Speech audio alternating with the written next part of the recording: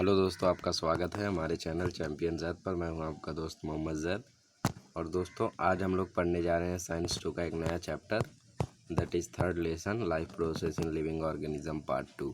हम लोगों ने पिछले चैप्टर में सेकंड लेसन को पढ़ा और देखा कि ह्यूमंस में किस तरीके से एनर्जी प्रोडक्शन होता है। तो एनर्जी प्रोडक्शन दो तरीके से हो सकता है, एक ऑक्सीजन के इन्वॉल्वमेंट से जैसे एरोबिक रेस्पिरेशन, और एक ऑक्सीजन जब ना रहे तो एनारोबिक रेस्पिरेशन। तो इसी तरीके से हम लोगों ने सेकंड चैप्टर में सेल डिवीज़न भी पढ़ा। दो टाइप के सेल डिवीज़न देखे, माइटोसिस और मियोसिस। आज हम लोग पढ़ने जा रहे हैं life process in living organism part 2, और आज हम लोग सिर्फ पढ़ेंगे रिप्रोडक्शन के बारे में। Third chapter is all about reproduction. तो थर्ड चैप्टर जो आपको है, इसमें सिर्फ आपको रिप्रोडक्शन के बारे में बताया गया है। तो शुरुआत से लेके अंत तक आपको बस इतना समझना है कि किस तरीके से ये हैपन होता है। इस चैप्टर में बस आपको अगर ये समझ में आ गया कि कौन से ऑर्गेनिज्म में किस तरीके से कौन सा रिप्रोडक्शन होता है, तो आप पूरा चैप्टर समझ जाएंगे। तो सबसे पहले हम लोग के पास है, हम लोग पहले समझ लेते हैं। हम लोग पढ़ेंगे रिप्रोडक्शन एसेक्सुअल और सेक्सुअल, फिर रिप्रोडक्शन एंड मॉडर्न टेक्नोलॉजी, फिर रिप्रोडक्टिव हेल्थ, फिर पॉपुलेशन एक्सप्लोजन। तो सबसे पहले रिप्रोडक्शन होते कितने टाइप के हैं, मुझे लगता है आपको मालूम होगा, असेक्सुअल और सेक्सुअल। फिर उसके बाद असेक्सुअल यूनिसेलुलर ऑर्गेनिज्म में होता है और मल्टी सेलुलर ऑर्गेनिज्म में भी होता है। फिर जो सेक्सुअल रिप्रोडक्शन है वो प्लांट्स में होता है और ह्यूमंस में होता है। एनिमल्स में अभी आपको नहीं दिया गया है। तो हम लोग सेक्सुअल रिप्रोडक्शन इन प्लांट्स पढ़ेंगे, फिर ह्यूमंस पढ़ेंगे, और उसके पहले पढ़ेंगे asexual reproduction in unicellular organism, फिर मल्टी सेलुलर ऑर्गेनिज्म।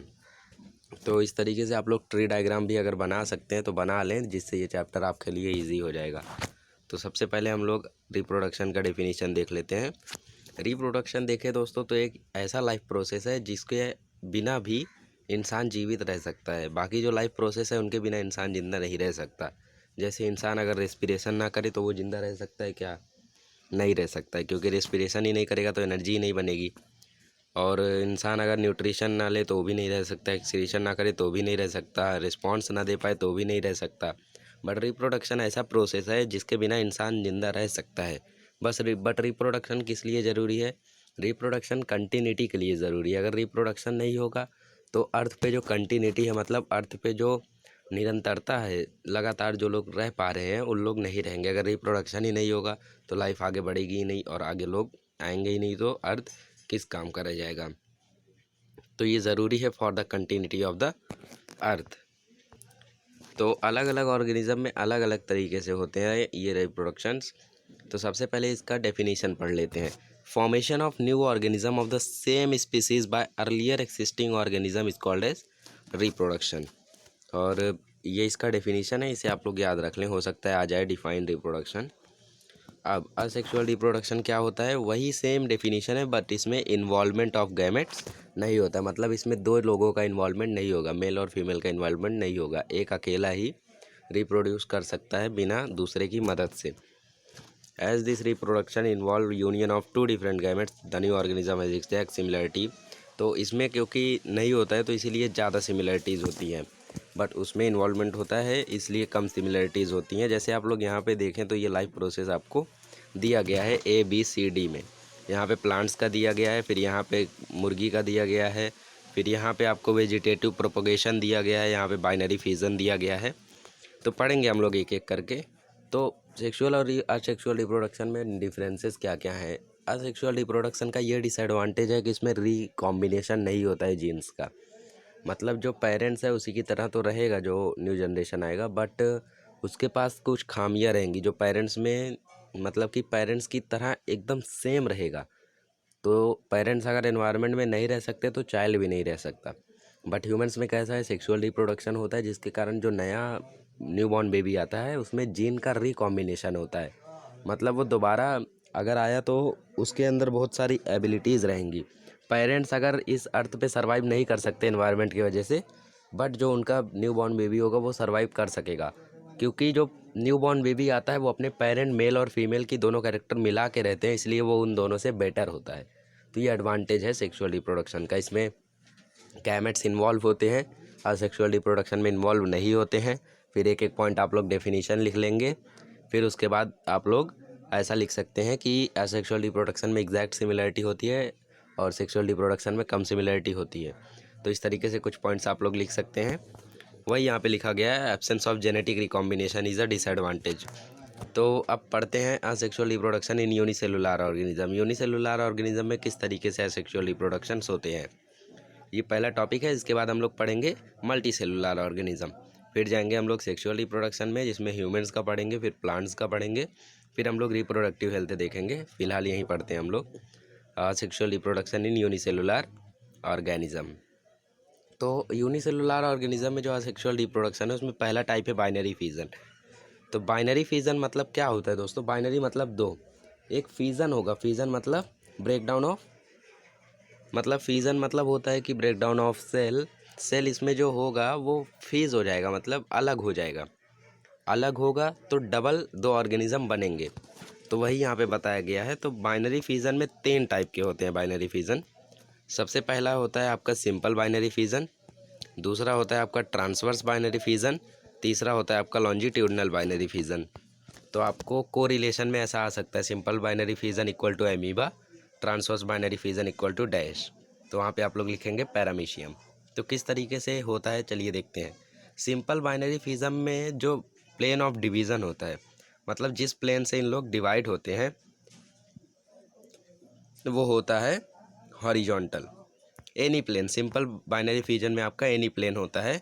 जैसा आप लोग देखें ये पूरा ऑर्गेनिज्म था, धीरे धीरे स्ट्रेच हुआ, थोड़ा सा बड़ा हुआ और इसका जो ये न्यूक्लियस था वो थोड़ा सा कम हुआ, यहाँ पे एकदम ख़त्म हो गया, ज़्यादा इन लोग वो हो गए, फ्लेक्सिबल हो गए और लास्ट में इन लोग टूट गए, एक दूसरे से अलग हो गए। और अब ये अलग ग्रो होगा, ये अलग ग्रो होगा, दोनों ही अपनी अपनी इंडिपेंडेंट लाइफ जिएंगे। तो इस तरीके से सिंपल बाइनरी फिजन होता है। और ये प्लेन ऑफ डिवीजन मतलब कौन सी जगह से डिवाइड होंगे वो फिक्स नहीं होता है। कभी कभी इन लोग यहाँ से स्ट्रेच होने लगेंगे, कभी कभी यहाँ से होने लगेंगे, फिर यहाँ से होके ये एक छोटा रह जाएगा, एक बड़ा हो जाएगा, बट लास्ट में दोनों सिमिलर हो जाएंगे। तो प्लेन ऑफ डिवीजन मतलब वो जगह जहाँ से डिवीजन होता है। तो इसमें एनी प्लेस कहीं से भी। अब जो आता है पैरामीशियम, सिंपल बाइनरी फिजन किस में हुआ, अमीबा में। अब पैरामीशियम में क्या होता है, transverse binary fission. Transverse binary fission में प्लेन ऑफ डिवीजन जो होता है वो होता है हॉरिजॉन्टल। यहीं से मतलब हमेशा जब भी डिवीज़न होगा यहीं से होगा, फिक्स है। तो यहाँ पे थोड़ा सा स्ट्रेचिंग आया, थोड़ा सा और आया, थोड़ा सा अलग हुए और लास्ट में दोनों ही अलग अलग हो गए, ग्रो होके अपनी अपनी लाइफ जीने लगे। ये पेरेंट पैरामीशियम था और ये आपका डॉटर पैरामीशियम है। अब ये आता है आपका लॉन्जिट्यूडनल बाइनरी फिजन में। लॉन्जिट्यूडनल बाइनरी फिजन का मतलब होता है कि प्लेन ऑफ डिवीजन इसमें जो रहेगा वो वर्टिकल रहेगा, ऊपर से ही डिवीज़न होगा। जैसा आप लोग देखें ये जो यहाँ पे धागे जैसा आपको दिख रहा है, यहाँ से एक स्ट्रेचिंग होगी और फिर यहाँ से थोड़ा और, यहाँ से थोड़ा और यहाँ पे ज़्यादा ही लोग खिंच गए, स्ट्रेच हो गए, स्ट्रेच होने के बाद अलग हो गए, यहाँ पे पूरी तरीके से अलग नहीं हुए, यहाँ पे पूरी तरीके से अलग हो गए, फिर दोनों अलग अलग लाइफ जिएंगे और फिर ग्रो होने के बाद इन लोग का फिर से डिवीज़न होगा। यहाँ पे देख सकते हैं आप लोग थ्रेड अभी भी है, यहाँ से फिर से डिवीज़न होगा। ये यूग्लिना है, तो फिर से जब डिवीज़न होगा तो फिर से इन लोग वैसे ही बनते रहेंगे। और ये डिवीजन्स कब होते हैं बाइनरी फिजन, तभी परफॉर्म इन लोग कर पाते हैं जब ज़्यादा फूड अवेलेबल रहता है। अगर फूड ज़्यादा अवेलेबल नहीं रहेगा तो इन लोग कोई भी रिप्रोडक्शन नहीं कर सकते हैं, क्योंकि रिप्रोडक्शन के लिए बहुत ही ज़्यादा एनर्जी की रिक्वायरमेंट होती है, भले ही वो असेक्सुअल हो या सेक्सुअल हो। तो अभी आपका आता है प्रोकैरियोटिक और यूकैरियोटिक। प्रोकैरियोटिक का मतलब होता है वो बैक्टीरियाज, वो ऑर्गेनिजम्स जिनके न्यूक्लियस, कैरियो मतलब न्यूक्लियस, प्रो मतलब प्रिमिटिव, पुराने, तो वो न्यूक्लियस जो अंडर डेवलप्ड है, जो डेवलप्ड नहीं है, पुराने न्यूक्लियस। यू मतलब ट्रू, कैरियो मतलब न्यूक्लियस, ट्रू न्यूक्लियस मतलब जो वेल डेवलप्ड न्यूक्लियस है। तो ये डिफरेंस आप लोग याद रखें, प्रोकैरियोटिक और यूकैरियोटिक, क्योंकि कभी कभी हम लोग को बड़ी बड़ी चीज़ें मालूम रहती है और छोटी छोटी चीज़ों में हम कंफ्यूज रहते हैं। अब देखते हैं हम लोग मल्टीपल फिजन। अब मल्टीपल फिजन में क्या होता है, अमीबा ही इसे परफॉर्म करता है। और ये किस तरीके से होता है, जब कोई एडवर्स कंडीशन होती है, जब कभी फूड नहीं मिल पाता है अमीबा को, तो वो अपना जो स्यूडोपोडिया है, स्यूडोपोडिया मतलब क्या, जो इनका ग्रोथ में मदद करता है, अमीबा उसका फॉर्मेशन स्टॉप कर देता है। स्टॉप करने के बाद वो राउंडेड राउंड हो जाता है, यहाँ पे देखें आप लोग, राउंड हो गया और फिर उसके बाद उसने अपने आजू बाजू में एक कवरिंग बना लेता है। कवरिंग बनाने के बाद ये यहाँ पे एक लेयर बन जाती है जिसको हम लोग बोलते हैं सिस्ट। तो एनसिस्टेड अमीबा और any other protist is called as cyst. तो जब इसका मेम्ब्रेन बन जाता है, ये गोले गोले में एकदम कवर कर लेता है अपने आप को, पूरी बॉडी को, जिससे कि ये दोबारा ग्रो ना हो पाए। तो उसके बाद ये बन जाता है सिस्ट। उसके बाद जो नीचे न्यूक्लियस है, मतलब अंदर एक न्यूक्लियस था, यहाँ पे भी एक न्यूक्लियस है। अब ये जो न्यूक्लियस है वो बार बार डिवाइड होते जाएंगे और ये डिवीज़न को हम लोग बोलेंगे अमाइटोसिस। क्योंकि माइटोसिस मतलब कि 2 डॉटर सेल बनेगा, मियोसिस मतलब कि 4 डॉटर सेल बनेगा, अमाइटोसिस मतलब न्यूक्लियस डिवीजन। इसमें आपका न्यूक्लियस डिवाइड होता है। तो ये है आपका अमाइटोटिक।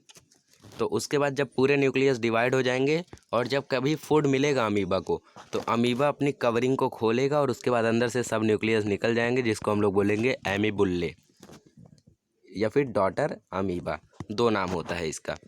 तो इस तरीके से इसका मल्टीपल फिजन होता है।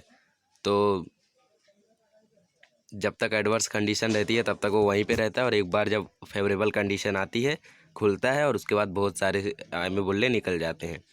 अभी बडिंग अगर आपको देखना है तो आप लोग लेकर आओ एक ईस्ट पाउडर, खमीर लेकर आओ आप लोग बाज़ार से, और फिर उसके बाद उसमें थोड़ा सा गुनगुना पानी डालो 50 ml, और फिर 5 ग्राम ईस्ट पाउडर डालो, फिर 10 ग्राम टेबल शुगर डालो और उसको फिर मिलाओ अच्छे से। और फिर उसके बाद उसको थोड़ी दिन तक ऐसे ही रखे रहिए। रखने के बाद आप लोग माइक्रोस्कोप में देखेंगे तो आपको दिखेगा बडिंग। बडिंग का मतलब एक्चुअली होता क्या है, ये ईस्ट परफॉर्म करता है। और उसके बाद जब आप लोग देखेंगे तो आपको ईस्ट के ऊपर एक छोटा सा बड दिखेगा, मतलब ये थोड़ा सा फ्लेक्सिबल हो जाएगा और फिर उसके बाद ऊपर भी आपको न्यूक्लियस जैसा दिखेगा। तो ये एक बल्ज जैसा दिखता है, जिसको हम लोग बोलते हैं बड। और फिर उसके बाद ये अलग हो गया, फिर इसके बाद इन लोग डिवाइड करेंगे, एक और आ जाएगा, फिर डिवाइड करेंगे, एक और आ जाएगा, फिर डिवाइड करेंगे, एक और आ जाएगा। तो इस तरीके से ये चेन बनते जाती है बर्ड्स की। तो इस तरीके से नए नए ईस्ट बन जाते हैं। तो इस तरीके से नए नए ईस्ट जब बन जाते हैं तो इन लोग सेपरेट हो जाते हैं अपने पेरेंट्स से, मतलब अभी बनने के बाद, ग्रो होने के बाद ये अलग हो जाएगा, ये अलग हो जाएगा, ये अलग हो जाएगा, और सब अलग अलग होकर अपनी इंडिपेंडेंट लाइफ जीने लगते हैं। तो इस तरीके से माइटोटिक डिवीज़न से ये रिप्रोडक्शन होता है। तो मेन बातों को याद करें और चैप्टर एक बार ज़रूर रीड करें, क्योंकि मैं अगर चैप्टर रीड करके बताऊंगा तो बहुत ज़्यादा टाइम जाएगा, हो सकता है 1-2 टॉपिक आपका मिस हो जाए। तो आप लोग चैप्टर को रीड करें तो बेहतर रहेगा। अभी यूनिसेलुलर ऑर्गेनिज्म में हम लोगों ने देखा, अभी asexual reproduction in multi cellular organism देखते हैं। तो इसमें किस तरीके से होता है, पहला है हम लोग का फ्रेगमेंटेशन। फ्रेगमेंटेशन कैसा होता है, स्पायरोगायरा आप लोग जानते होंगे। स्पायरोगायरा जो होता है वो एक मल्टी सेलुलर ऑर्गेनिज्म है, और जो स्पॉन्जेस होते हैं साइकॉन जैसे, उनमें भी ये रिप्रोडक्शन होता है। और ये अलगी होता है एक स्पायरोगायरा, और जब भी ज़्यादा फूड अवेलेबल रहता है इनके आजू बाजू में, तो जो स्पायरोगायरा रहता है वो अपने आप को फ्रेगमेंट्स, मतलब टुकड़े, फ्रेगमेंटेशन का मतलब ही वही है कि टुकड़ों में डिवाइड कर लेना। जब ज़्यादा फूड उड़ रहता है तो उसके बाद ये अपने आप को टुकड़ों में डिवाइड कर लेता है, और जब न्यूट्रिशन और वाटर इतना ज़्यादा रहेगा स्पायरोगायरा को, तो उसका जो फिलामेंट होगा, मतलब उसकी बॉडी होगी, तो बहुत ही तेज़ी से ग्रो होगी, और ग्रो होने के बाद वो तुरंत अपने आप को डिवाइड कर लेगा, क्योंकि इतना ज़्यादा बड़ा वो रह नहीं सकता। तो वो जो अपने आप को वो डिवाइड करेगा, टुकड़ों में बांट लेगा, तो उसे हम लोग बोलेंगे न्यू स्पायरोगायरा। तो इस तरीके से जो स्पायरोगायरा अलग हुए वो लोग अपनी इंडिपेंडेंट लाइफ जीने लगते हैं। और अगर बॉडी, साइकॉन की जो बॉडी होती है वो एक्सीडेंटली मैनी फ्रेगमेंट्स में डिवाइड हो गई, साइकॉन मतलब अपने आप नहीं डिवाइड करता है, वो अगर कहीं पे समझ लीजिए पत्थर वत्थर से टकराया जिसके कारण उसकी बॉडी अलग हो गई, या फिर किसी ने ब्रेक कर दिया, तो उसके बाद उसकी बॉडी जब अलग अलग होगी तो वो अपनी लाइफ अलग अलग जीने लगेगा, उसके जो नए साइकॉन्स आएंगे। तो इस तरीके से फ्रेगमेंटेशन होता है। सबका जवाब एक ही है कि जब ज़्यादा न्यूट्रिशन अवेलेबल रहेगा तो ये रिप्रोडक्शन परफॉर्म करेंगे। अब रीजनरेशन जो होता है, इसे हम लोग बोल तो नहीं सकते कि रिप्रोडक्शन है, क्योंकि इसमें रिप्रोडक्शन इवेंचुअली नहीं होता है, ये रीजनरेशन है। आप लोगों ने अपने घर पे देखा होगा छिपकली को। छिपकली की जो पूँछ होती है वो अगर हम लोग एक बार काट दें गलती से, या फिर उसको मारने के चक्कर में हम लोग उसकी पूँछ काट दें, तो अब अगर वो दोबारा आपको दिखेगी तो पता चलेगा कि उसकी पूँछ दोबारा आ गई है। तो मतलब they have the ability to regenerate their discarded body part.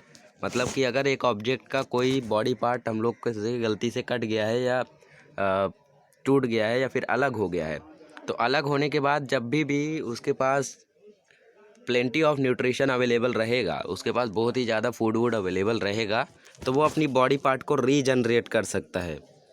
जैसे आप लोग प्लेनेरिया को देखें, तो ये प्लेनेरिया है हम लोग का। प्लेनेरिया का जब ऊपर वाला पार्ट यहाँ पे देखें तो अलग हुआ, और ये वाला पार्ट गायब हो गया, ठीक है।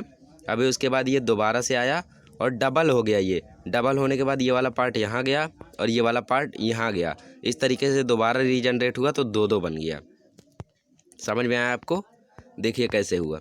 सबसे पहले इसकी पूरी बॉडी थी, इसने अपनी यहाँ की बॉडी और यहाँ की बॉडी को गायब कर दिया। गायब जब हुआ तो उसके बाद एक तरफ मुंडी रीजनरेट की ये वाला और एक तरफ पूंछ जनरेट की ये वाला, और उसके बाद इसने अपनी पूरी बॉडी को भी जनरेट किया दोबारा ये वाला, और ऐसा ये बन गया। तो ये बहुत ही बेहतरीन एबिलिटी होती है दोस्तों रीजनरेशन की। तो ये लिमिटेड रीजनरेशन होता है और सच सिचुएशंस में प्लेनेरिया अपनी बॉडी को ब्रेक कर लेते हैं और उसके बाद सब लोग अपना रीजनरेट करते हैं और इस तरीके से दो दो नए प्लेनेरिया बन जाते हैं। तो काफ़ी इजी प्रोसेस होता है जो फ्रेगमेंटेशन होता है, और एक बहुत ही ख़ास एबिलिटी है क्योंकि रीजनरेट करने की एबिलिटी बहुत ही कम जानवरों में होती है। शायद ही लाइजर्ड और प्लेनेरिया के अलावा कोई होगा जो ऐसी रीजनरेशन परफॉर्म कर सके। अभी हम लोग देखेंगे एक नए टाइप का रिप्रोडक्शन जो कि है हम लोग का बडिंग। तो आप लोग अब पूछोगे कि बडिंग तो अभी हम लोग ने पढ़ा। जी नहीं दोस्तों, ये बडिंग आपका मल्टी सेलुलर ऑर्गेनिज्म में है, वो तो हम लोगों ने यूनिसेलुलर ऑर्गेनिज्म में पढ़ा। दोनों आपको याद रखना है। अब देखिए हाइड्रा में होता क्या है। हाइड्रा है ये आपका, इसको बेटर हम लोग 6th लेसन में पढ़ सकते हैं, बट यहाँ पे भी देख लीजिए।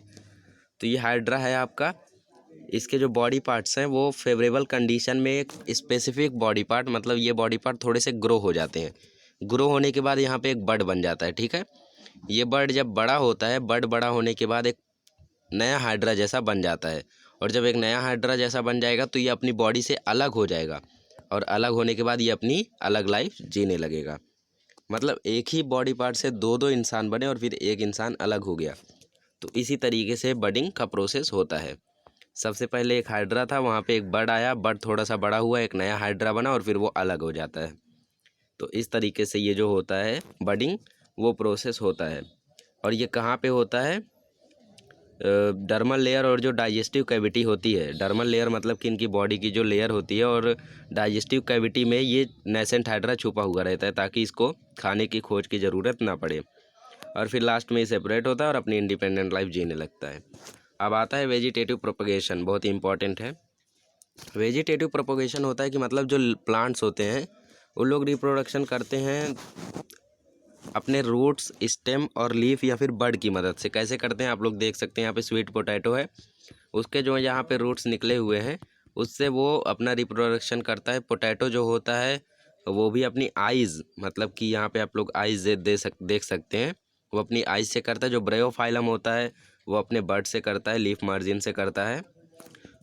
तो बड से करता है ब्रायोफाइलम, स्वीट पोटैटो करता है रूट से, और जो पोटैटो होता है वो करता है आइज़ से। तो आइज़ अगर आपको देखनी है तो आलू को कुछ दिनों तक आप लोग पानी में भिगा के रखें, आपको दिख जाएगा।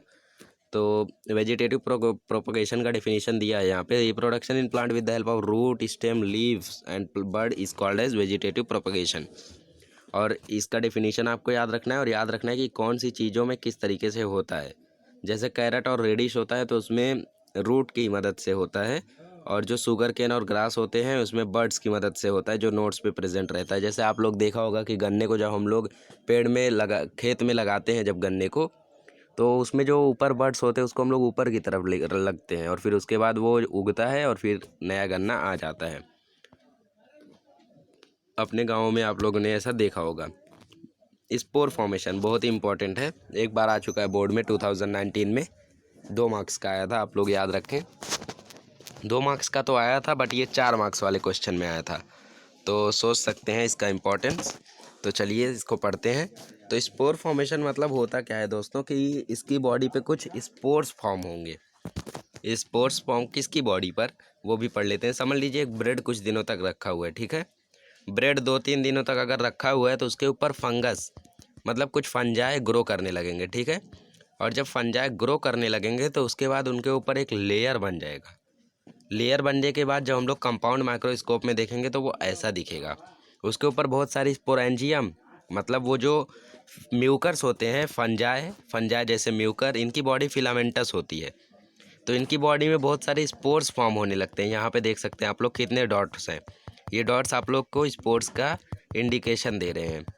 तो जब भी स्पोर्स फॉर्म होते हैं और फिर ज़्यादा हो जाते हैं तो जो स्पोरेंजिया होता है, स्पोरेंजिया मतलब ये लेयर, तो ये लेयर फूट जाती है और सभी स्पोर्स अलग अलग अलग अलग अलग अलग छिटक जाते हैं। और अलग अलग छिटकने के बाद इनका जो पॉपुलेशन है वो बहुत ही ज़्यादा बढ़ जाता है। तो एक टाइम पे बहुत ही ज़्यादा इन लोग रिप्रोडक्शन करते हैं, जिसके कारण फंगल कॉलोनी बन जाती है। तो spores germinate in the moist and warm places and new fungal colonies formed. Last point को भी याद रखें। सभी टाइप के रिप्रोडक्शन के पहले और लास्ट पॉइंट को जरूर याद रखें, बीच वाले पॉइंट्स भले भूल जाएं आप लोग, चलेगा। अभी हम लोग देखते हैं सेक्सुअल रिप्रोडक्शन। सेक्सुअल रिप्रोडक्शन में सबसे पहले पढ़ते हैं कि गैमेट फॉर्मेशन क्या होता है। सेक्सुअल रिप्रोडक्शन हमेशा दो जर्म सेल से होता है, एक फीमेल गैमेट और एक मेल गैमेट। ये इनको हम लोग दो जर्म सेल बोलते हैं। और जर्म सेल में कौन सा रिप्रोडक्शन होता है? Cell division. जी हाँ, जर्म सेल में मियोसिस होता है, स्टेम सेल में माइटोसिस होता है, याद रखें आप लोग। अब इसमें दो मेन प्रोसेस कौन कौन से हैं? एक है गैमेट फॉर्मेशन, एक है फर्टिलाइजेशन। तो गैमेट्स कैसे बनते हैं? मियोसिस में क्रोमोसोम नंबर हाफ हो जाता है, मतलब हेप्लॉइड हो जाता है, तो वो बनते हैं। और मैंने आपको बताया था हेप्लॉइड का मतलब 2n से n, और n मतलब हाफ हाफ। 46 है तो 23 होता है। फर्टिलाइजेशन मतलब होता है fusion of male and female gamete is called as fertilisation. ये एक प्रॉपर डेफिनेशन है, आप लोग लिख लें बुक में। Fusion of male and female gamete is called as fertilisation. मतलब कि जब मेल और फीमेल गैमेट फ्यूज़ होते हैं तो उसके बाद जो एम्ब्रियो बनता है, फ्यूज़ होने को हम लोग फर्टिलाइजेशन बोलते हैं। और जब दोनों फ्यूज़ होते हैं तो एक एम्ब्रियो बनता है, और एम्ब्रियो धीरे धीरे बनता है जाइगोट में, और फिर उसके बाद वो धीरे धीरे कन्वर्ट होता है और फिर एक नया इंडिविजुअल बन जाता है। तो जाइगोट जो होता है वो डिवाइड होता है माइटोसिस से, और उसके बाद एम्ब्रियो बनता है। सबसे पहले मेल और फीमेल गैमेट फ्यूज़ हुआ, फ्यूज़ होने के बाद जाइगोट बना, जाइगोट फिर डिवाइड होता है माइटोसिस से, उसके बाद बनता है एम्ब्रियो, और एम्ब्रियो फिर डेवलप होकर नया इंडिविजुअल बनता है। ये प्रोसेस को आप लोग थोड़ा याद रखें। तो दो मेल पेरेंट्स मतलब दो लोग इन्वॉल्व रहते हैं इसमें, दो पेरेंट्स, एक मेल पेरेंट एक फीमेल पेरेंट। और उसके बाद इसमें जो रिप्रोडक्शन होता है उसमें रिकम्बाइंड जीन्स होते हैं, जिसके कारण जो न्यू इंडिविजुअल होता है वो सिमिलैरिटी दिखाता है। और कुछ सिमिलैरिटी मम्मी की होती है, कुछ सिमिलैरिटी पापा की होती है। अब लिविंग ऑर्गेनिज्म में डाइवर्सिटी इसीलिए है क्योंकि जेनेटिक वेरिएशंस है, मतलब उनके जो जीन्स है वो डिफरेंट है, सबके एक नहीं है। और जेनेटिक वेरिएशन सभी को हेल्प करता है कि वो एनवायरनमेंट जैसे जैसे चेंज हो उसमें सर्वाइव कर सकें। इसीलिए जो प्लांट और एनिमल हैं वो खुद को बचा लेते हैं एक्सटिंक्ट होने से, मतलब गायब होने से, क्योंकि उनके अंदर जीन रिकॉम्बिनेशन हो जाता है। बट जो असेक्सुअल रिप्रोडक्शन करते हैं उनके अंदर इम्पॉसिबल है जेनेटिक रिकॉम्बिनेशन, इसीलिए वो एक्सटिंक्ट हो जाते हैं। अब यहाँ पे बोला है, बहुत ही मज़ेदार सवाल है कि अगर मेल और फीमेल गैमेट का क्रोमोसोम नंबर डिप्लॉयड हो गया होता तो क्या होता? तो 46 आते मेल पार्टनर से, 46 आते फीमेल से, तो टोटल नंबर ऑफ क्रोमोसोम हो जाते 92। और 92 क्रोमोसोम हो जाते, इसका मतलब तो भाई वो ऑर्गेनिज़म या तो बहुत ही बड़ा साइंटिस्ट निकल जाएगा, या तो ऐसा निकल जाएगा कि जैसे कभी वो उसकी तरह कोई होगा ही नहीं। तो बहुत सारी डिसऑर्डर्स हो सकते हैं उस बच्चे को, या तो वो एक बहुत बड़ा साइंटिस्ट या फिर कोई बड़ा इंसान निकल सकता है। तो दोनों केसेस हो सकते हैं, अच्छा भी बुरा भी। अब सेक्सुअल रिप्रोडक्शन प्लांट्स में कैसे होता है? सबसे पहले जो फ्लावर होता है, एक फ्लावर अगर नहीं रहेगा तो सेक्सुअल रिप्रोडक्शन नहीं हो सकता है प्लांट्स में। तो flower is the site of the sexual reproduction in plant. इसके अंदर 4 फ्लोरल वोल्स होते हैं। फ्लोरल वोल्स मतलब important whorls. Calyx, corolla, androecium, gynoecium.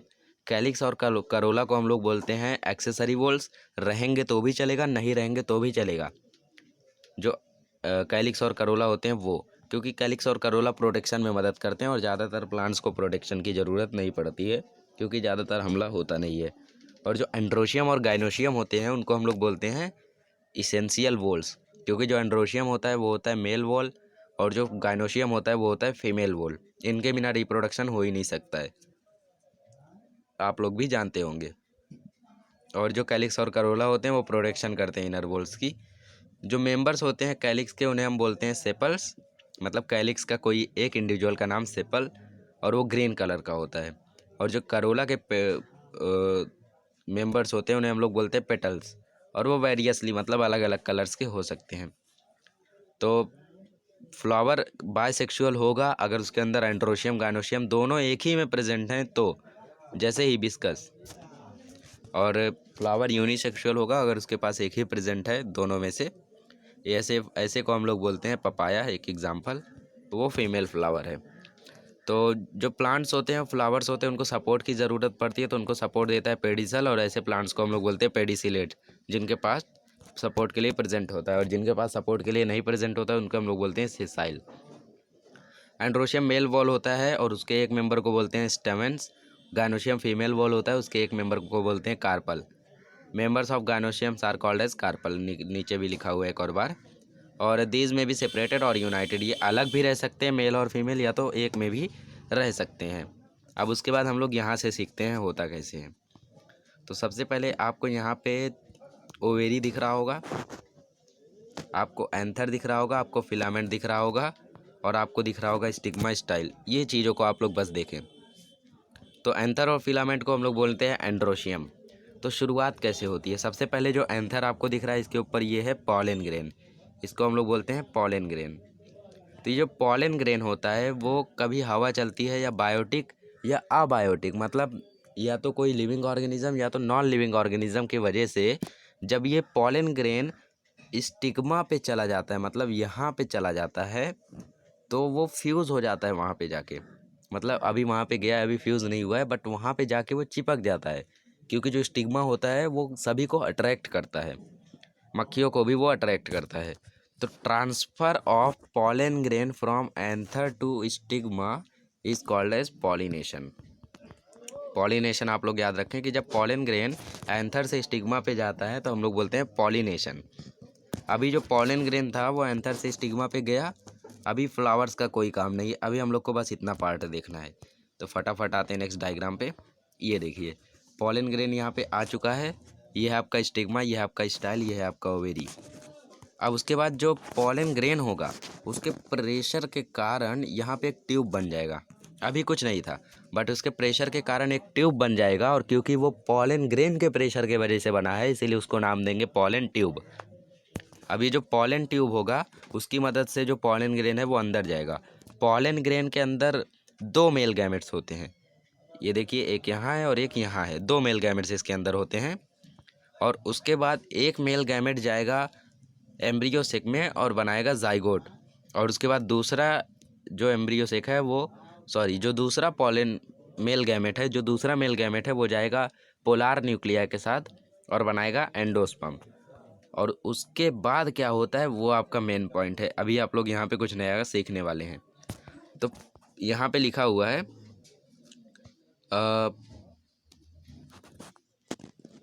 Pollen tube reaches the embryo sac via style, style के मदद से वो एम्ब्रियो सेक तक जाता है। और उसके बाद एक जो पॉलन ग्रेन होता है, मतलब एक जो मेल गैमेट होता है उसमें वो एग सेल से फर्टिलाइज होता है। जैसे ये एक एग सेल है, एक सेल आपका यहाँ है, एक सेल के साथ फर्टिलाइज होता है और बनाता है जाइगोट। और जो दूसरा होता है वो पोलार न्यूक्लिया के साथ कंबाइन होता है और बनाता है एंडोस्पर्म। और एंडोस्पर्म क्या काम करता है वो भी बताता हूँ। सबसे पहले हम लोग दोबारा देखते हैं, क्योंकि एक बार में आपको समझने वाला नहीं है। पॉलन ग्रेन यहाँ पे था, उसके प्रेशर के कारण एक पॉलन ट्यूब बना, पॉलन ट्यूब बनने के बाद उसके अंदर आए दो मेल गैमेट्स, एक मेल गैमेट अंदर गया, अंदर जाने के बाद वो एग सेल से फ्यूज़ हुआ और बना एम्ब्रियो, दूसरा मेल गैमेट गया पोलार न्यूक्लिया के साथ फ्यूज़ हुआ और बना एंडोस्पर्म। इतना याद हो गया आपको? बस इतना ही आपको याद रखना है, और डायग्राम भी आपको याद रखना है। उसके बाद अब जब फ्यूज़न हो गया, दोनों मेल गैमेट इन्वॉल्व हो गए, तो अब जो आपका ओवेरी होगा, ये ओवेरी होगा जो वो कन्वर्ट हो जाएगा फ्रूट में। जी हाँ दोस्तों, अमेजिंग बात है ना। आपको फ्रूट कैसे बनता है वो मालूम नहीं होगा, लेकिन अब जान लें आप लोग, जो ओवेरी होगा वो कन्वर्ट हो जाएगा फ्रूट में। और जो आपके ओव्यूल्स मतलब ये जो सीड्स आपको दिख रहे हैं ये कन्वर्ट हो जाएंगे सीड्स मतलब बीज में। इसीलिए आप लोग देखते होंगे तो बीज एप्पल में 6 रहते हैं, यहाँ पे भी आपको 6 दिख रहा है। अब उसके बाद आपने एप्पल खाया या फिर जो भी फ्रूट था आपको जो पसंद है वो खाया, और उसके बाद जो बीज था उसको फेंक दिया ज़मीन पे, और फिर उसके बाद वो ज़मीन के अंदर गया, मिट्टी में गया, और फिर उसके बाद जर्मिनेट हुआ, दोबारा से प्लांट बना। प्लांट ऑटोट्रॉफिक होते हैं, अपना खाना खुद बनाते हैं, सनलाइट लेते हैं, क्लोरोफिल लेते हैं, कार्बन डाइऑक्साइड लेते हैं और अपना खाना बनाते हैं। बट अभी खाना बनाने के लिए सबसे इम्पॉर्टेंट पार्ट है लीव्स।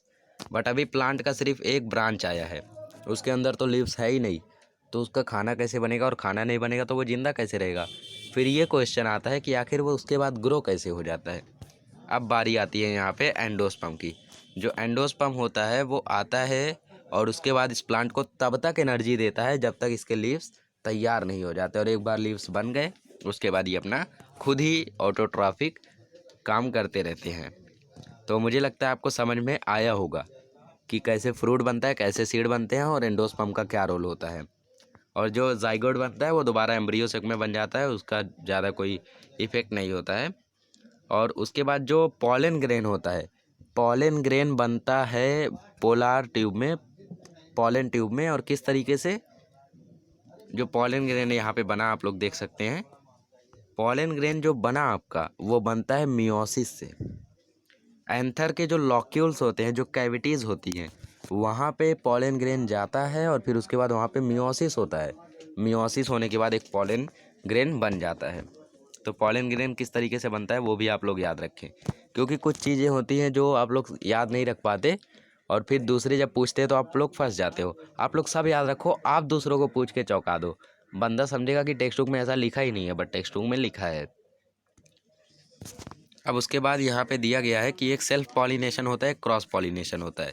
सेल्फ पॉलिनेशन मतलब कि एक ही प्लांट में जब दोनों स्पीसीज रहेंगी, मतलब दोनों एंड्रोशियम गानोशियम दोनों रहेंगे, तो सेम प्लांट पे दोनों हो जाएगा, तो सेल्फ पॉलिनेशन। लेकिन अगर दो अलग अलग फ्लावर से हो रहा है तो उसे हम लोग बोलेंगे क्रॉस पॉलिनेशन। जैसा आप लोग को यहाँ पे दिया गया है, ये फ्लावर था और ये फ्लावर था, यहाँ पे हो गया, मतलब ये सेल्फ पॉलिनेशन। अभी ये फ्लावर यहाँ पे जाके हो रहा है, इसको बोलेंगे क्रॉस पॉलिनेशन। तो इसे आप लोग याद रख लें। अब देखते हैं sexual reproduction in human beings. सबसे पहला दिया गया है कि कौन कौन से फंक्शन है रिप्रोडक्टिव सिस्टम के जो हार्मोन सीक्रेट करते हैं। तो सबसे पहला टेस्टोस्टेरोन है, एस्ट्रोजन है, प्रोजेस्टेरोन है, जो रिप्रोडक्टिव सिस्टम में केमिकल कोऑर्डिनेशन बनाए रखने में मदद करते हैं। अब कौन कौन से हार्मोन्स रिस्पॉन्सिबल है ह्यूमन बॉडी के चेंजेस में सेक्सुअल मैच्योरिटी के लिए, तो वो रिस्पॉन्सिबल है टेस्टोस्टेरोन और प्रोजेस्टेरोन और एस्ट्रोजन।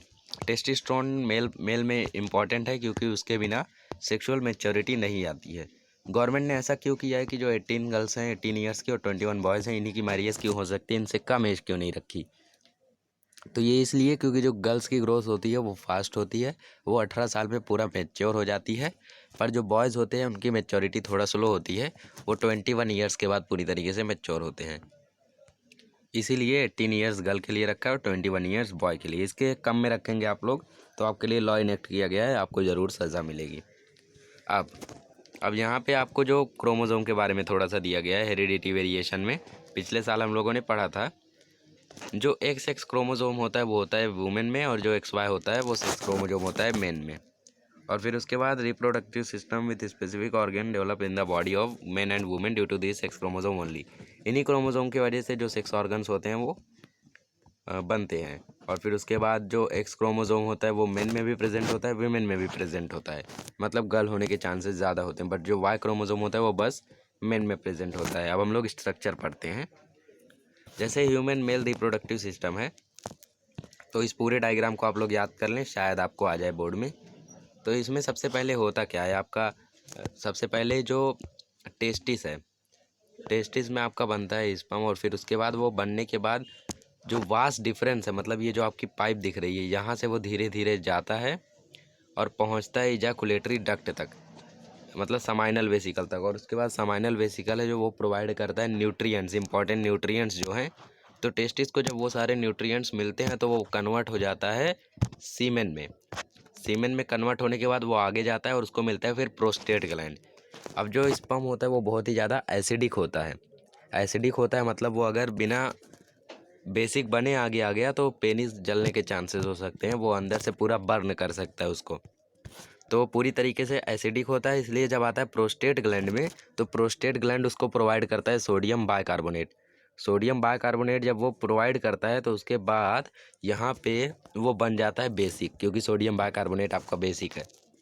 तो बेसिक बनने के बाद वो आगे आता है, फिर कॉपर्स ग्लैंड से भी उसे थोड़े से न्यूट्रिएंट्स मिलते हैं, और फिर लास्ट में यूराइनोजेनाइटल डक्ट से वो पास हो जाता है।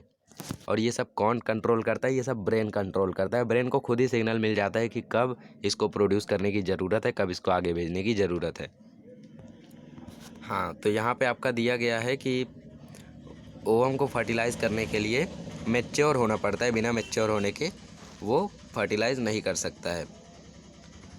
और एक डक्ट से दूसरे डक्ट में जैसे जैसे जाते हैं वैसे वैसे ये फ्यूज़ होते हैं। और फिर यहाँ पे दिया गया है कि जो मियोसिस होता है, मियोसिस की मदद से स्पर्म बनते हैं। टेस्टिस में मियोसिस होता है और फिर उसके बाद स्पर्म्स फॉर्म होते हैं। अब यहाँ पे वही सब लिखा गया है जो मैंने आपको बताया। अगर कुछ छूटा है तो आप लोग रीड कर सकें। सरप्राइजिंग फैक्ट अभी हम लोग देखते हैं। जो एपिडेमिस होता है उसका लेंथ होता है 6 मीटर का। स्पर्म का जो लेंथ होता है वो होता है 60 माइक्रोमीटर का। और ऐसे स्मॉल स्पर्म को क्रॉस करना पड़ता है 6.5 मीटर का डिस्टेंस मेल से फीमेल में जाने के लिए। इसीलिए बहुत ही ज़्यादा अमाउंट ऑफ एनर्जी चाहिए रहती है। अगर एनर्जी नहीं रहेगी तो ये फ्यूज़ नहीं हो पाएगा। तो इसीलिए सबसे ज़्यादा एनर्जी इसी प्रोसेस में चाहिए रहती है। अब फीमेल रिप्रोडक्टिव सिस्टम पढ़ते हैं। इसमें हम लोग को ज़्यादा नहीं बताया गया है। इसमें आप लोग का वजाइना दिया गया है जो है पैसेज ऑफ इंटरकोर्स, मतलब इंटरकोर्स का यही रास्ता है। और फिर उसके बाद जो स्पर्म रिलीज़ होता है वो यहाँ से जाता है यहाँ पे, और फिर यहाँ पे वो फ्यूज़ हो जाता है। और ओवेरी आता है यहाँ से, और फिर स्पर्म और ओवम मिलके फ्यूज़ हो जाते हैं और बनाते हैं जाइगोट। जाइगोट उसके बाद धीरे धीरे नीचे आता है, और फिर नीचे आने के बाद यहाँ पे बन जाता है। यहाँ पे वो रुक जाता है और फिर उसके बाद यहीं पे उसकी ग्रोथ होती है। तो इन केस ऑफ, उसके बाद हम लोग देखते हैं in case of family planning के केस में जो वीमेंस का ओविडक्ट होता है, ओविडक्ट मतलब यहाँ पे आपका लिखा है, जो वीमेंस का ओविडक्ट होता है उसे उन लोग कटवा देते हैं या फिर टाई करा देते हैं। ये जो है आपका, तो फैमिली प्लानिंग में इसे टाई करा देते हैं या कट करवा देते हैं, जिसके कारण अगर यहाँ से स्पर्म आया भी तो यहाँ से ओवेरी से ओवम ना आ पाए और फ्यूज़न ना हो पाए। अभी गैमेट फॉर्मेशन में देखते हैं। दोनों गैमेट्स जो होते हैं वो मियोसिस से फॉर्म होते हैं। स्पर्म प्रोड्यूस होता है टेस्टिस में मेन के, प्यूबर्टी से डेथ तक, मतलब स्टार्टिंग से डेथ तक। और फिर उसके बाद जो वीमेंस होती हैं उनका टाइम ऑफ बर्थ में 2 से 4 मिलियन इमेच्योर oocytes होती हैं, और फिर फीमेल के फीटस में। और फिर उसके बाद oocytes एक एक करके रिलीज़ होती हैं हर मंथ में ओवेरी से। और कब तक रिलीज़ होती हैं? 45 साल की उम्र तक। एक बार जो मीनोपॉज आया, मीनोपॉज के बाद जो फीमेल रिप्रोडक्टिव सिस्टम की फंक्शनिंग है वो एकदम से रुक जाती है। मतलब 45 साल के बाद वो रिप्रोडक्शन नहीं कर सकती हैं। अगर करती भी हैं तो जो चाइल्ड आएगा, न्यूबॉर्न बेबी आएगा, उसके अंदर बहुत सारे डिसऑर्डर्स होंगे, जैसे अल्बाइनिज़म हो गया, डाउन सिंड्रोम हो गया, ये सब उसके होने के चांसेस हो सकते हैं। और फीमेल रिप्रोडक्टिव सिस्टम एकदम इरेगुलर हो जाता है, जिसके कारण उसके हार्मोन की फंक्शनिंग नहीं होती है। इसके कारण इसे मीनोपॉज बोलते हैं। फर्टिलाइजेशन क्या होता है मैंने आपको बताया। और फिर उसके बाद जो सीमेन होता है वो वजाइना में जाता है कॉपुलेशन के समय। और फिर few millions start their journey by the route of vagina uterus duct. और फिर उसके बाद बहुत सारे oocytes वुमेन के ओवेरी डक्ट से निकलते हैं, और फिर उसके बाद बहुत सारे लोग अपना जर्नी शुरू कर देते हैं। और फिर उसमें से बहुत सारे जो मिलियंस स्पर्म हैं उनमें से सिर्फ एक ही ओवम फर्टिलाइज हो पाता है ओविडक्ट में, और फर्टिलाइज होने के बाद काम हो जाता है। और फिर उसके बाद वो जाइगोट बन जाता है, और फिर उसके बाद embryo. From the age of puberty of the menopause, मतलब कि प्यूबर्टी मतलब 10 से 17 साल के 45 से 50 साल के बीच में ओवम रिलीज़ होते रहता है, और 2 से 4 मिलियन ओवा रिलीज़ हो जाता है पूरी एज तक। और 400 oocytes जो होते हैं वो मीनोपॉज तक रिलीज़ होते हैं वजाइना से, और जो बाकी सब होते हैं वो डीजनरेट हो जाते हैं, ख़त्म हो जाते हैं। और जो जाइगोट बनता है वो इस तरीके से आपका बनता है। स्पर्म और oocyte एक साथ फ्यूज़ हो जाते हैं।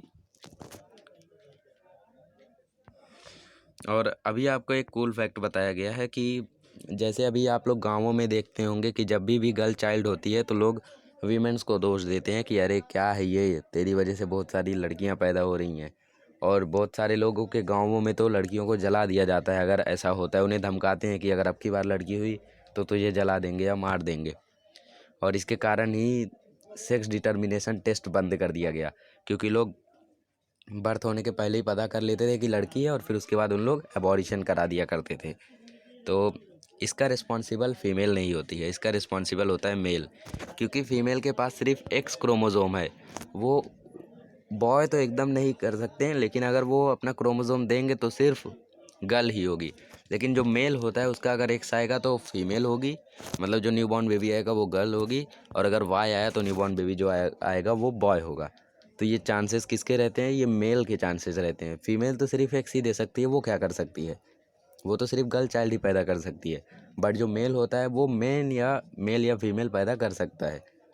तो इसके लिए रिस्पॉन्सिबल कौन होता है? मेन। तो ऐसा उनको कहना अच्छी बात नहीं है।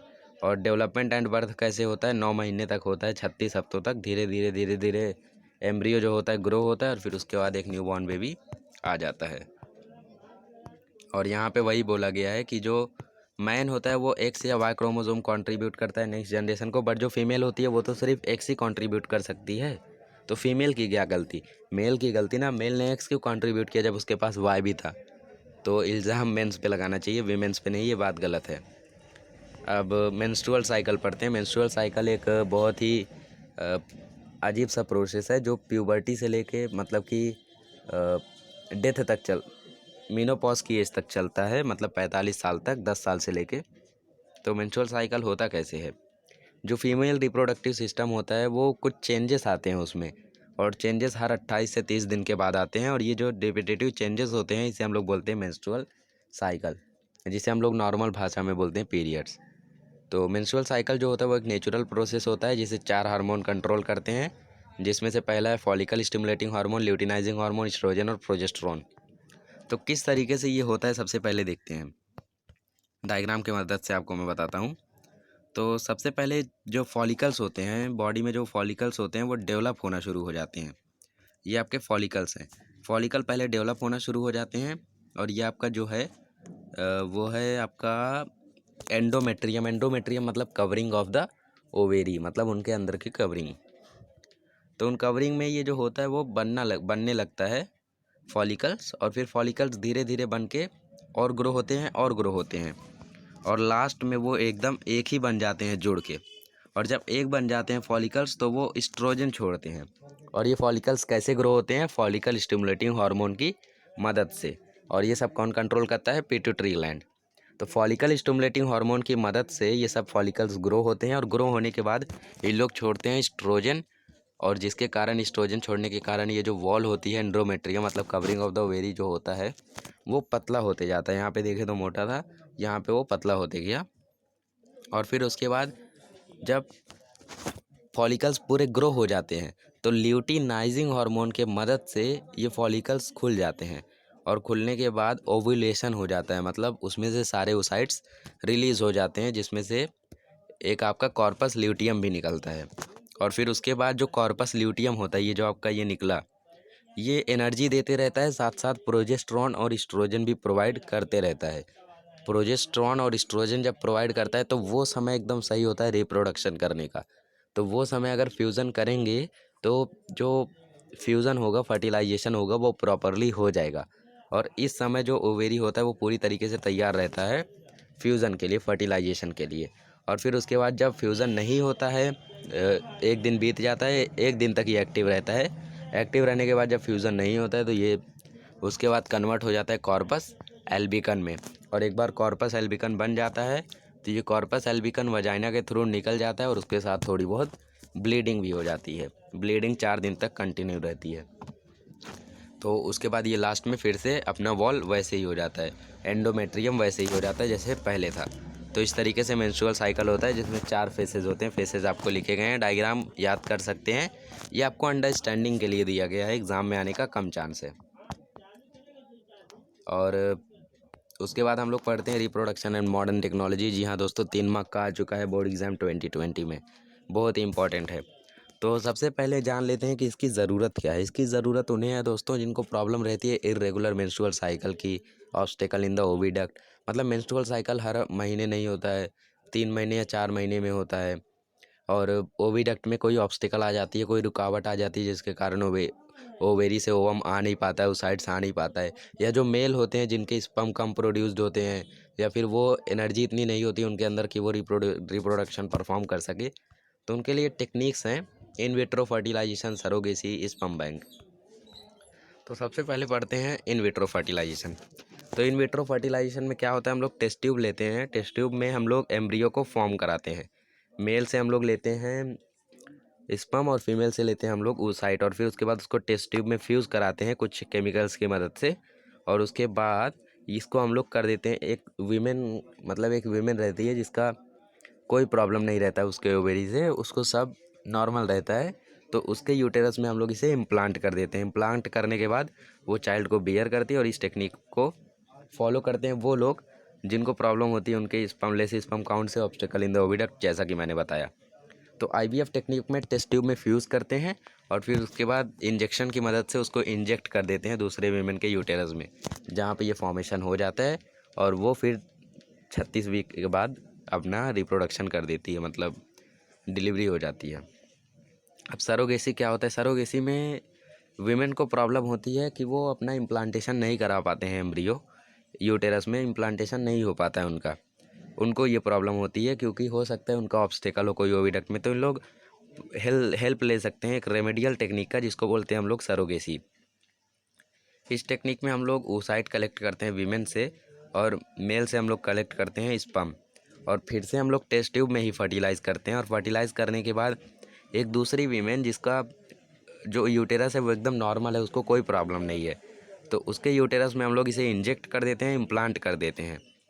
और जो वीमेन के अंदर हम लोग इसे इम्प्लांट करते हैं उसे हम लोग बोलते हैं सरोगेट मदर, जो चाइल्ड को बियर कर रही है, जो चाइल्ड को संभाल रही है। और उसके बाद जब डिलीवरी हो जाती है तो हम लोग अपने बच्चे को लेकर चले जाते हैं। और इसकी जो इन्फॉर्मेशन होती है वो एकदम छुपा कर रखी जाती है कि आपके बच्चे को कौन संभाल रहा है, ये कोई बताता नहीं है, वरना फिर बाद में केस हो जाता है। और प्रॉब्लम कैसी हो जाती है कि वो दोबारा आके बोलने लगती है कि ये मेरा बेटा है, मुझे मेरा बेटा वापस दो। तो ये सब प्रॉब्लम ना हो इसीलिए उनकी इन्फॉर्मेशन छुपा के रखी जाती है। अभी जो स्पर्म बैंक होता है वो सिमिलर होता है ब्लड बैंक के। इसमें एक हेल्दी पर्सन से हम लोग उसका स्पर्म कलेक्ट कर लेते हैं और फिर उसके बाद जिन कपल्स को प्रॉब्लम होती है कि उनका स्पर्म फॉर्म नहीं हो रहा है या फिर लेस स्पर्म काउंट है, तो स्पर्म हम उन्हें दे देते हैं और फिर उसके बाद कलेक्ट करने के बाद हम लोग उसे स्पर्म बैंक में स्टोर करते हैं और जिसको भी ज़रूरत होती है हम लोग उसे दे देते हैं। और ये कुछ फिज़िकल चेकअप के बाद ही हम लोग लेते हैं कि उसको कोई प्रॉब्लम ना हो, जैसे कोई जेनेटिक प्रॉब्लम ना हो, जैसे डायबिटीज़ हो गया या फिर सिकल सेल एनीमिया हो गया, ये सब प्रॉब्लम ना हो। उसके बाद हम लोग उससे उसका स्पर्म ले लेते हैं, कलेक्ट करके रख लेते हैं और उसकी इन्फॉर्मेशन को एकदम छुपा कर रखा जाता है, मैंने बताया क्यों। और फिर उसके बाद जिसको प्रॉब्लम होती है वो लेकर चला जाता है। अभी देखते हैं कि जुड़वा ट्विन्स कैसे होते हैं। तो ट्विन्स कैसे होते हैं कि कभी कभी क्या होता है कि 2 एम्ब्रियो बन जाते हैं एक ही यूटेरस में।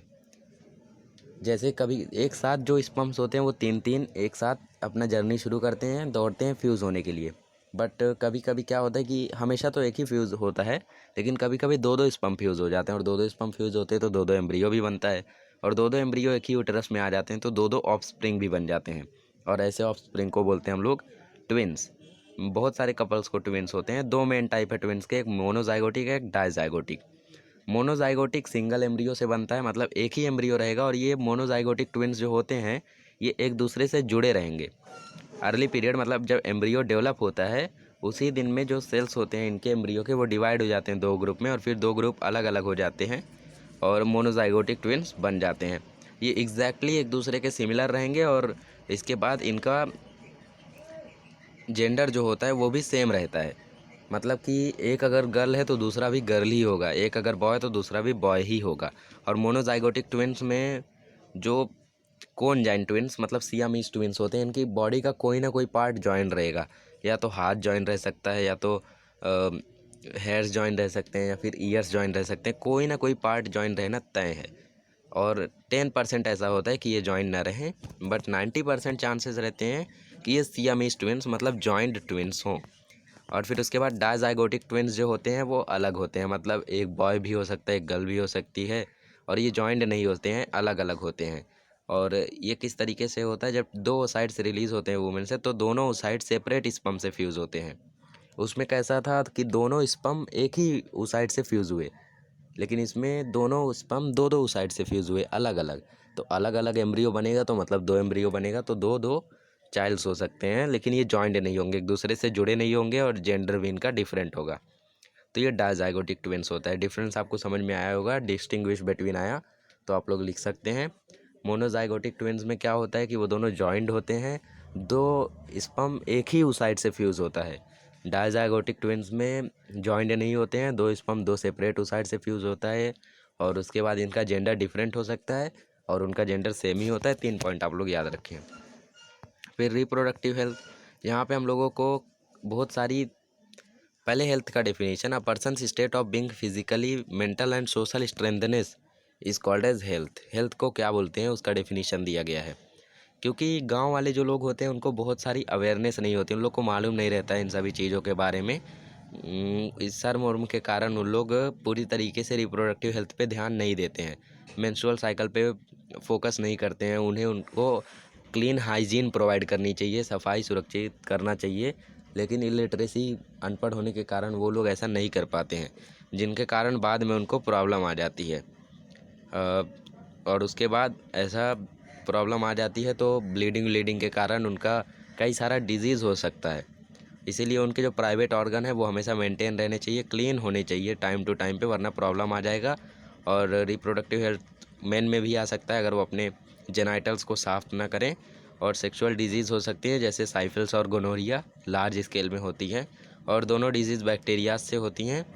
और इसका जो सिम्टम्स हैं वो है genitals rash, fever, inflammation of joints, alopecia, ये सब सिम्टम्स है इसके, और साइफिल्स के। और फिर उसके बाद जो गोनोरिया, उसके सिम्टम्स कौन कौन से हैं? आपका बर्निंग होगा, सेंसेशन होगा, यूरिनेशन होगा, oozing of pus through penis and vagina, और जो एनस वेनस है वहाँ पे आपको इन्फ्लेमेशन होगा, जलन होगी थोड़ी सी, थ्रोट्स में भी जलन होगी, आइज़ में भी जलन होगी। ये सब गोनोरिया के सिम्टम्स है, लक्षण है।